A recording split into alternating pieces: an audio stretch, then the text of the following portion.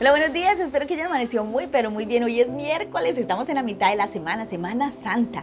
Creo que están disfrutando, descansando, de pronto reconciliándose con el Señor, arrepintiéndose, pidiendo perdón y perdonando. Ese es el trabajo de la Semana Santa del ser humano.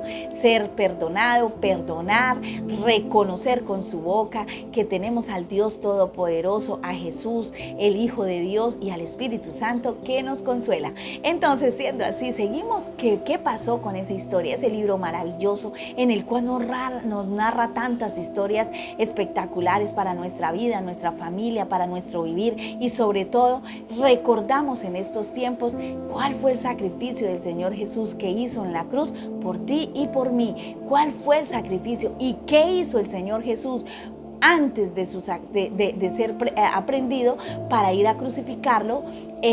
Muchas veces habló sobre este día, y eso es lo que nos pasa a nosotros. Él nos habla de mil maneras, de muchas maneras, para que nosotros le sigamos, le busquemos y sobre todo le comprendemos y lo recibamos en nuestro corazón.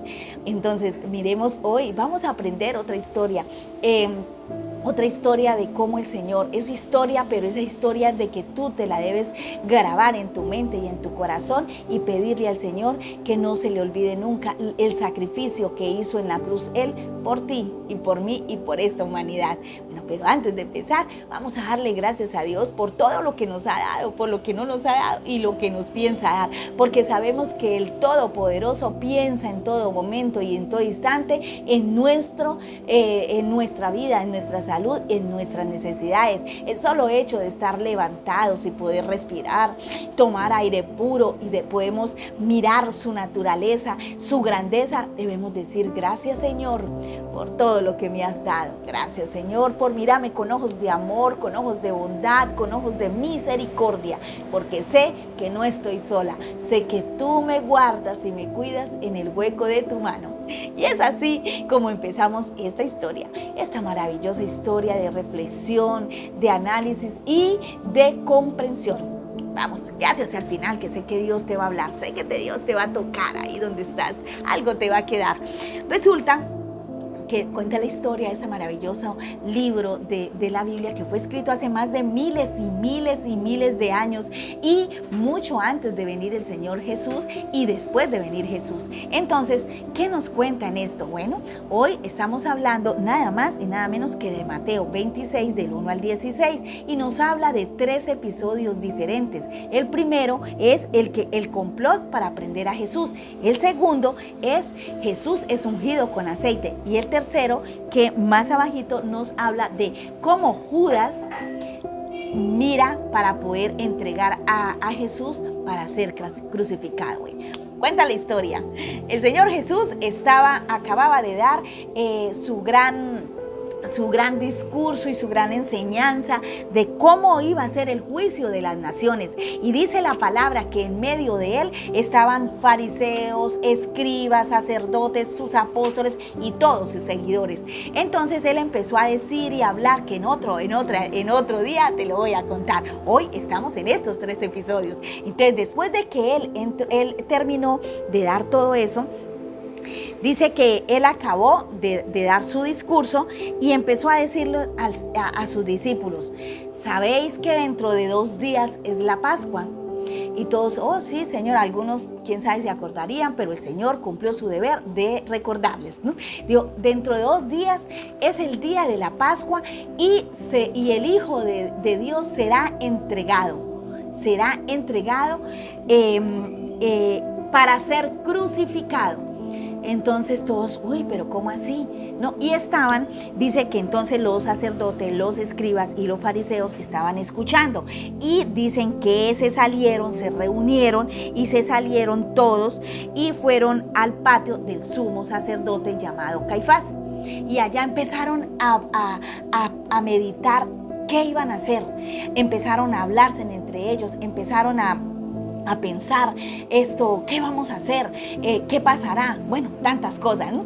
Entonces, pero hay que buscar la forma de prenderle. Ese Jesús no lo podemos dejar más por ahí sueltico. Hay que agarrarlo y entregarlo.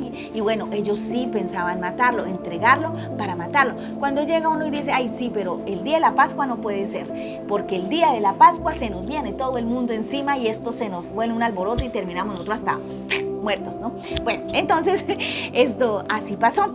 Dice que durante la fiesta y el alboroto y todo el tema, entonces el Señor Jesús terminó de hablar ahí y salió también, y dice que se fue para la casa de Simón el leproso, para Betania, ahí es cerca. Estando él en la casa de Simón, me imagino que visitando, tomándose un cafecito o tomándose una agüita o bueno, no sé, algo, ¿no? Porque él era humano también. Recuerde que él era 100% humano, 100% espiritual, o sea, Dios.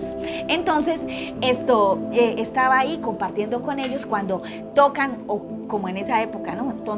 Y tocan y abren y entra una mujer y sale y se le va y se le tira a los pies del Señor y empieza a lavarle con sus lágrimas, a enjuagarle y a secarle con su cabello los pies del Señor Jesús. Cuando terminó eso, saca de su bolsa unos aceites de olor fragante, los más costosos de la época, y empieza a limpiarle y a hacerle masajes a derramarle con ese aceite. Entonces los apóstoles que estaban ahí se acercan y dicen, pero ¿qué haces? ¿Cómo se te ocurre hacer eso? Es que ese aceite es supremamente caro, mientras los estás botando ahí, debería venderlo y darle y comprarle cosas a los pobres. Entonces el Señor Jesús los voltea a mirar a todos y les dice, déjala, porque ella está preparándome para mi muerte. El Señor Jesús le volvió a decir a sus apóstoles, ellos no entendían en ese instante. Y entonces dice, porque sí tienen razón, pero los pobres siempre existirán entre la humanidad, pero el Hijo de Dios, no. Se tendrá que ir, vendrá al tercer día. Bueno, entonces es así como el Señor nos enseña cómo fue ungido. Y el tercero, mientras estaba en ese tiempo, yo me imagino que él allá viviendo esto de la unción y de limpiar sus pies, pues estaba los otros escribas, los fariseos y los sacerdotes todavía meditando en cómo prenderle, cuando de repente se sale Judas y se va corriendo y se junta con ellos y les dice, bueno, aquí estoy, a ver, díganme en qué me van a dar si lo entrego. Entonces todos se voltearon a mirar y meditaron, me imagino. Le dijeron, después de meditar, le dijeron, te vamos a dar 30 monedas de plata si no lo entregas.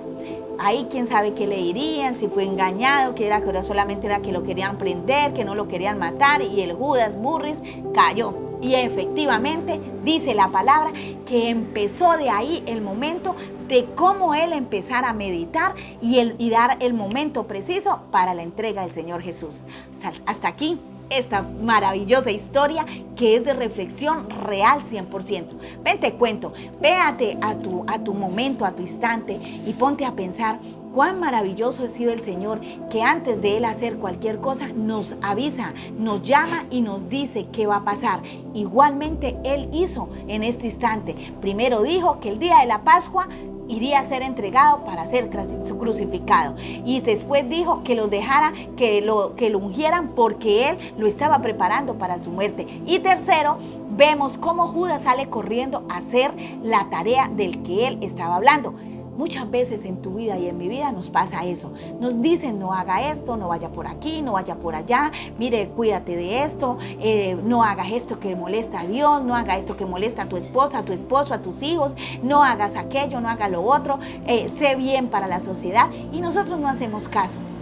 Y aún así nos dejamos llenar nuestro corazón de odio, de amargura y de fastidio, porque no aceptamos que los demás triunfen o que sean mejores de pronto en alguna cosa que uno. Entonces uno empieza a mirar como Judas, a mirar a ver de qué manera le hace el daño, de qué manera uno le mete el tropiezo. Pero nosotros somos ungidos. Recuerda que los hijos de Dios somos ungidos, los que buscamos al Señor de corazón, lo que lo reconocemos, lo que le entregamos nuestro corazón, nuestro amor y nuestro ser a Él. Él nos devuelve con mucho amor, con mucho cariño y nos abraza en sus manos y Él pelea por ti y pelea por mí. Cualquier lucha que se levante contra ti, contra su familia, contra su ciudad, contra su generación, el Señor peleará por ti. Recuerda que Él es el Todopoderoso, Él es el Señor de señores y Rey de reyes. Mil bendiciones, te espero en la próxima.